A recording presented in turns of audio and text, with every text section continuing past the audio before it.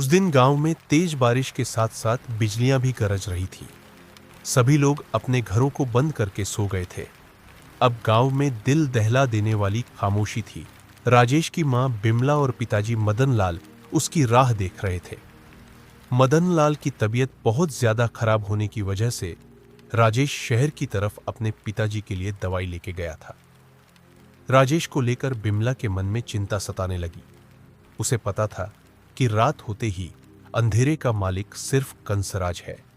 उसे पता था कि उसके रास्ते में जो भी आता है वो उसे अपने पानी में अंधेरे से भरी दुनिया में ले जाता है। आज तो बहुत देर हो गई है, पता नहीं ये लड़का कब तक वापस आएगा। हे भगवान, अब आप ही मेरे बेटे की रक्षा करना। राजेश नदी के किनारे पहुंचा। किनारे पर उसे एक नाव मिली जिसमें एक आदमी बैठा था। वो आदमी खुद को नाव का मालिक बता रहा था। उसमें बैठकर राजेश गांव की तरफ बढ़ने लगा।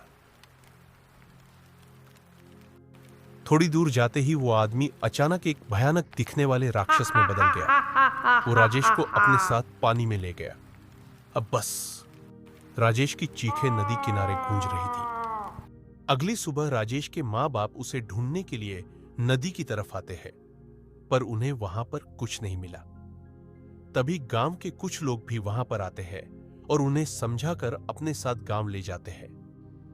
देखो बिमला बहन, यहाँ रुकने से कोई फायदा नहीं है, चलो घर चले।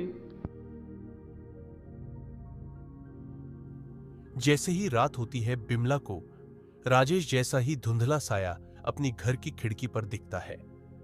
बिमला चौंक जाती है। राजेश, तुम आ गए बेटा, कहाँ थे तुम? लेकिन वो साया कुछ भी नहीं बोल रहा था। बिमला थोड़ी सी डर गई। अब वो साया घर के अंदर आ चुका था और मदन लाल के पास जाकर खड़ा हो गया और हाथ में से दवाई की शीशी बाजू में रखते हुए बोला, मैं कंसराज का गुलाम हूँ, कंसराज ही मेरा मालिक है। अब मैं और मेरी आत्मा उसी के साथ रहेगी। मैं बस आप लोगों को आखिरी बार देखने के लिए आया था। आप दोनों से आखिरी बार मिलने की मेरी इच्छा पूरी हो गई है। माँ, बाबूजी, मैं जा रहा हूँ कंसराज के पास। और हवा में कहीं गायब हो जाता है। अगली सुबह बिमला भोले बाबा के मंदिर जाती है। कंसराज, कंसराज एक भयानक राक्षस, उसने मेरे राजेश को मार दिया है। हे भगवान, बूढ़े माँ बाप से उनके बुढ़ापे का सहारा मत छीनो। हे दयावान भोलेनाथ, आप अवतार लो और इस दुष्ट कंसराज को खत्म कर दो। एक माँ सच्चे दिल से आपको पुकार रही है। तभी अचानक से बाहर रोशनी फैल जाती है और वहां पर भोलेनाथ प्रकट हो जाते हैं। कमला, उस दुष्ट कंसराज को उसकी कर्मों की सजा जरूर मिलेगी। तुम्हारी भक्ति से मैं प्रसन्न हूँ। हे दयावान भोलेनाथ, आपको मेरा शतशः नमन। कंसराज प्रकट हो, कंसराज प्रकट हो।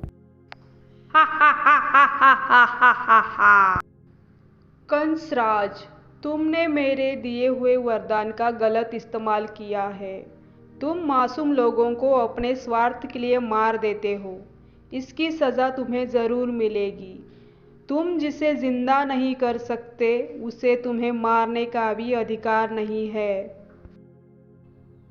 मुझे माफ कर दो महादेव, माफ कर दो।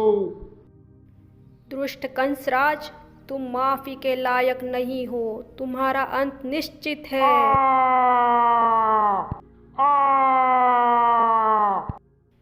ओम नमः शिवाय, ओम नमः शिवाय। कंसराज के मरते ही राजेश की आत्मा को मुक्ति मिल जाती है। हेलो दोस्तों, आप जैसे अच्छे दोस्तों के वजह से ही मुझे प्रेरणा मिलती है। कहते हैं कार्टून देखने वाले लोग मन के सच्चे होते हैं।